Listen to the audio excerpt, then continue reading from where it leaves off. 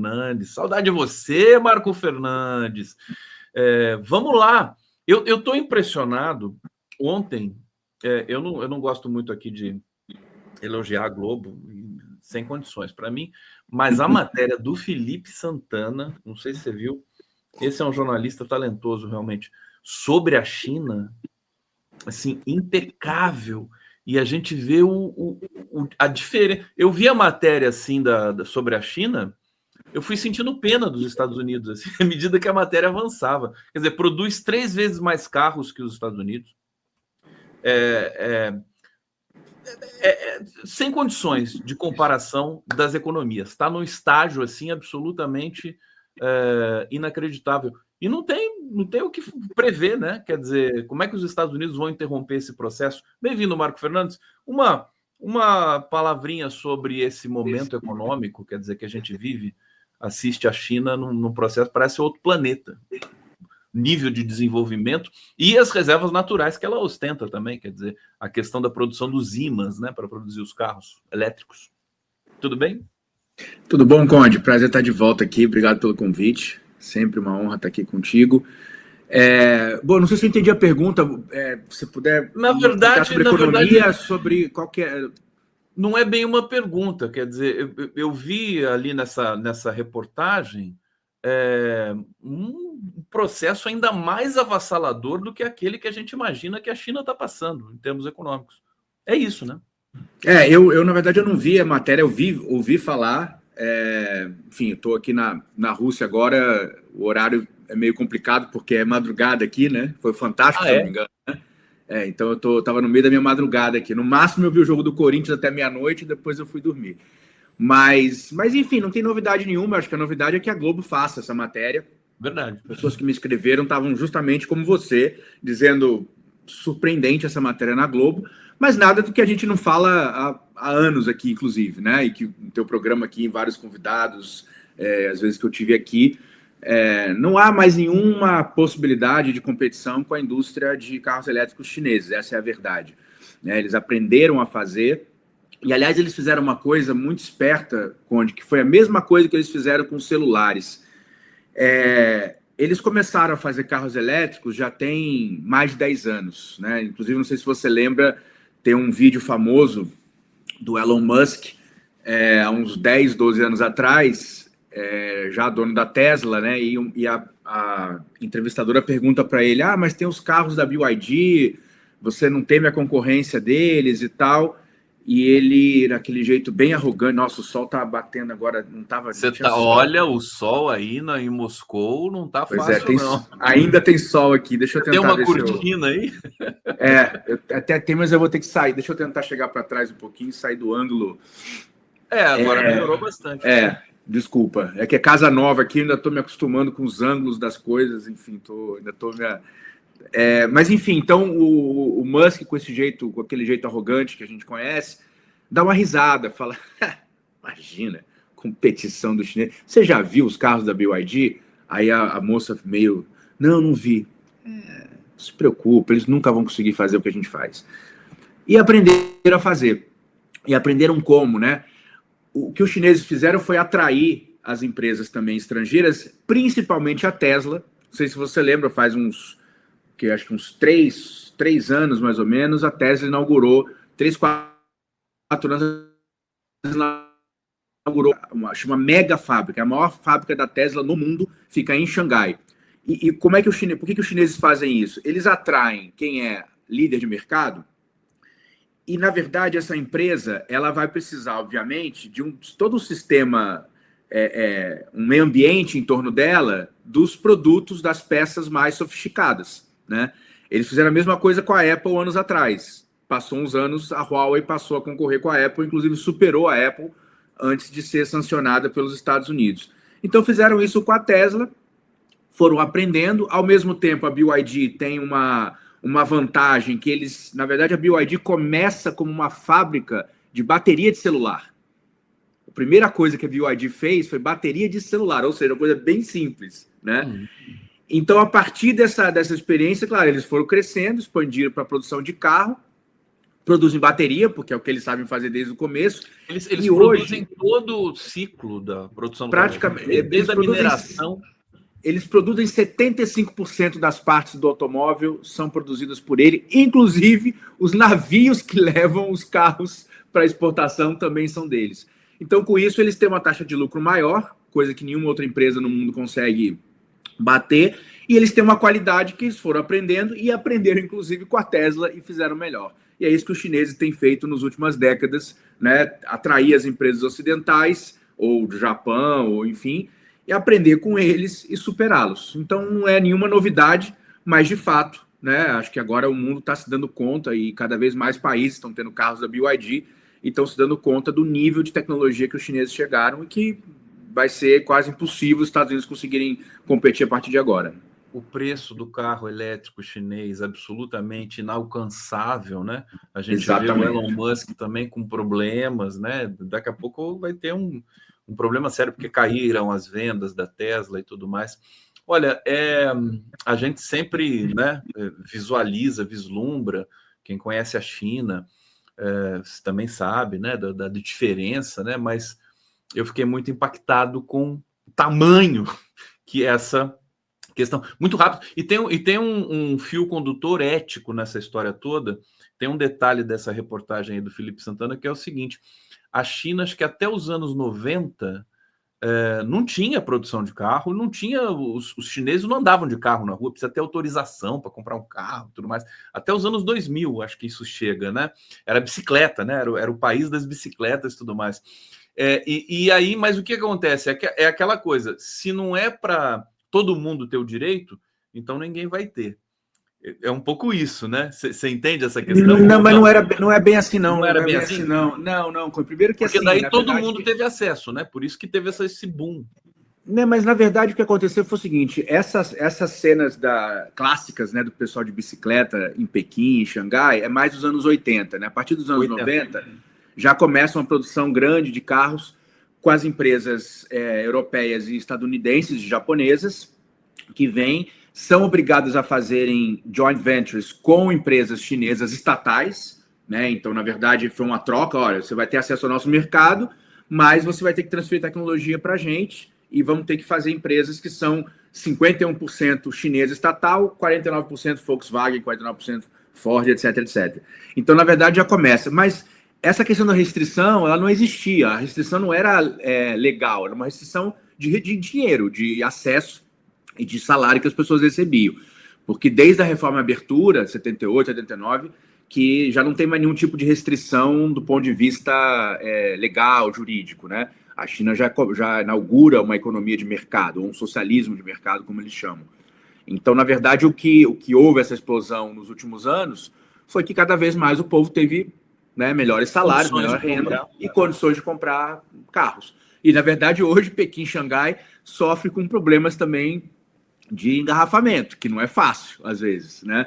Tem um transporte público muito bom, mas também entrou um pouco nesse modelo individualista do automóvel e hoje também tem muito problema de tráfego, enfim, engarrafamento e tal. Marco Fernandes, eu acabo esquecendo que o Marco Fernandes tem toda uma vida dedicada à China, morou na China um tempão, tem todas as especializações, mas agora ele está em Moscou, agora ele sabe tudo da Rússia. Então, vamos para a Rússia. Deixa eu só trazer os comentários aqui que eu acabei esquecendo no papo com a Raquel, mas eu trago agora aqui penalizado. O Lynn Brown dizendo que os russos são diferentes por serem eslavos. Nildo Cabral continua atual o principal motivo que deu início à Segunda Guerra Mundial, a disputa por tesouros e territórios, além da disputa por controle de governos ou tomada de decisão de estados. A Malu Daflon está dizendo aqui, mas a União Europeia não sabia que ele era corrupto, do Zelensky, né? Não o apoiaram justamente por isso, para ele fazer o papel que a OTAN queria? União Europeia, João sem braço agora? Olha só a provocação da Malu Daflon. Eu passo diretamente para você. O que você diria sobre isso, meu querido? Eu diria que a Malu Daflon está completamente correta, e é isso mesmo. E não só a questão da corrupção, enfim, acho que ela virou uma coisa escandalosa agora, né, desde o começo da guerra, literalmente com centenas de bilhões de dólares que circularam entre a Ucrânia e voltaram para os Estados Unidos, na indústria bélica e tal. Mas tem uma outra questão que é muito mais grave, eu diria, e que o Ocidente sabia disso. Você vai achar matérias, vai achar inúmeras matérias no The Guardian, na BBC, em veículos dos Estados Unidos, que é a questão do avanço do neonazismo na Ucrânia. Né? Não é nenhuma novidade para o Ocidente que se trata de um país onde a ideologia nazista, sobretudo, ela começa lá no começo da década de 10, o presidente Yanukovych, mas ela dispara, sobretudo, a partir de 14, depois do golpe que houve, né, o golpe da Maidan, né, em que os Estados Unidos articularam, todo mundo já sabe, está documentado, tem documentário do Oliver Stone sobre isso, né, e que houve uma intervenção direta dos Estados Unidos para garantir a saída do presidente que não é que ele era pró-Rússia, ele só queria manter boas relações com a Rússia e com a União Europeia. Então, na verdade, Conde, essa questão do neonazismo, isso é uma das questões principais que a Rússia está insistindo, né? Que não é possível tolerar um país como a Ucrânia, um país na Europa, um país que está pleiteando, inclusive, entrar na União Europeia agora, já pleiteou entrar na OTAN, não vai entrar na OTAN, isso já está definido, mas está pleiteando entrar na União Europeia e é um país que conta, né, com uma cultura neonazista muito arraigada. Eu vou dar só um dado para você. Isso eu fiz essa pesquisa recentemente, na época da comemoração dos 80 anos da vitória contra o fascismo, contra o nazismo, né, que estava aqui, inclusive, em Moscou, em maio. Tem um veículo de mídia de Nova York, da comunidade judia progressista, desde o século XIX, esse veículo tem, hoje é um site, chama Forward. Eles fizeram uma pesquisa sobre monumentos, ruas, tudo que é nome de logradouros, de coisas públicas, com homenagens a nazistas. E é um dado surpreendente, né? Eles chegaram a contabilizar mais de 1.500 no mundo inteiro de ruas, estátuas, monumentos, estações, enfim, tudo com nome de nazistas. Dos 1.500, adivinha quem é disparado campeão de homenagens a nazistas hoje no mundo? A Ucrânia. Só pode ser, Ucrânia. Com mais de 420. Os Estados Unidos aparecem com menos de 100, a Alemanha, surpreendentemente, com mais de 100, Alemanha e Áustria. Na Alemanha é proibido, né, legalmente é crime você fazer alguma apologia ao nazismo, mas mesmo assim ainda tem mais de 100 lá. Nos Estados Unidos tem um pouco menos de 100, na Ucrânia tem mais de 420, né? Porque de fato é uma cultura que se espraiou. Quando a Rússia fala que é preciso desnazificar a Ucrânia, não é propaganda de guerra, não é retórica. Eles estão falando de um fenômeno social, cultural, político que aconteceu na Ucrânia na última década e que é muito preocupante e que está fartamente documentado pela mídia ocidental nos anos anteriores à guerra. Quando começou a guerra, né, eles obviamente pararam de falar nisso porque agora o interesse era derrotar a Rússia, coisa que não aconteceu e não vai acontecer. É incrível, porque essa russofobia, esse pânico da Rússia, inclusive a história mostra um pouco isso, né? Que o pânico do europeu pela Rússia acaba levando a Europa para o abismo, né? Haja vista Napoleão, Primeira e Segunda Guerra. Agora, não tem ninguém para avisar os líderes europeus de que é uma grande roubada essa história toda de defender a Ucrânia. Quer dizer, é claro que eles têm uma lógica, né? Como se a Ucrânia fosse uma espécie de muro para impedir a chegada. Mas é muito ingênua, eu acho que isso, né? Essa lógica. Fala um pouquinho sobre isso, quer dizer, como é que eles podem ser tão ingênuos, os europeus? Pois é, você sabe, Conde, acho que tua pergunta é muito boa, porque ela, inclusive, acho que ela tem vários níveis, assim, é uma pergunta complexa, né? Eu acho que, primeiro, a Europa sofre hoje de um problema grave estrutural, que é a falta de grandes líderes, né? Se você pegar hoje os líderes europeus, quem são pessoas medíocres. Assim, falando isso, não quero parecer arrogante, mas claro. Não só são medíocres, como tem um índice de popularidade absolutamente risível. E são arrogantes e prepotentes também. Exato. O Macron está com 20, acho que se não me engano, está com 20 e pouco por cento de popularidade. O Merz na Alemanha tem, acho que 24%. O Sturmer no Reino Unido não tem muito mais. Quem está melhorzinho na Europa hoje é a Meloni da Itália com 42%. Com 42%. Então, acho que essa é a primeira coisa. São líderes que não têm apoio, não tem respaldo popular. Segunda coisa, isso acho que é mais preocupante, Conde. Eu acho que essa narrativa da russofobia na Europa, ela veio para ficar. E eu acho que agora ela tem uma função que, inclusive, se a guerra acabar mês que vem, daqui a 3 meses, essa narrativa vai continuar a funcionar. E por quê? E aí que entra a malandragem deles. Aí que acho que não tem ingenuidade, ao contrário. Porque agora a narrativa da russofobia e da ameaça de invasão russa, que é o que eles estão agora propagando, está servindo para 2 coisas. Primeiro, para garantir uma explosão de orçamentos militares, de rearmamento da Europa, né? Então, por exemplo, a Alemanha, que é o caso mais retumbante, aprovou recentemente no Bundestag, né, no parlamento, um orçamento que vai mais de 800 bilhões de euros, sendo que 500 bilhões é para rearmamento do país. E os outros 300, 400, na verdade, foi a SPD, a social-democracia, que agora, né, perdeu o poder, mas continua na coalizão do governo, foi a barganha que eles fizeram, porque a CDU do Merz, a Democracia Cristã, chegou com um projeto de 500 bilhões para rearmar a Alemanha. E o SPD falou, não, mas precisa também de infraestrutura, precisa garantir algumas coisas básicas. Então, eles fizeram esse acordo. Qual que é o cálculo? Primeiro, eles vão tentar fazer uma reindustrialização da Europa e da Alemanha, que está sofrendo com uma desindustrialização gravíssima nos últimos anos, sobretudo por conta, né, da disparada dos preços de energia, que eles optaram, né, por cortar a relação com a Rússia ou diminuir muito a compra de gás russo. Então a Alemanha está num processo de desindustrialização e está apostando agora em reindustrializar via indústria bélica. Agora, a segunda questão, que isso começou a ser discutido na Europa ali por março, abril, você já via artigos no Financial Times defendendo isso, e é bom ler o Financial Times por isso, né? Porque quando eles começam a propagar uma ideia, eles vão para o Financial Times, enfim, né? Vão para o Wall Street Journal, os jornais do mercado, da burguesia, né? Então eles começaram a dizer o seguinte, olha, a gente tem uma ameaça séria, que é a Rússia, que pode invadir a Alemanha a qualquer momento, né? Como se isso já tivesse acontecido na história, e não o contrário, como você já falou. E, portanto, nós temos que fazer uma opção. Ou a gente compra arma, ou a gente mantém o estado de bem-estar social.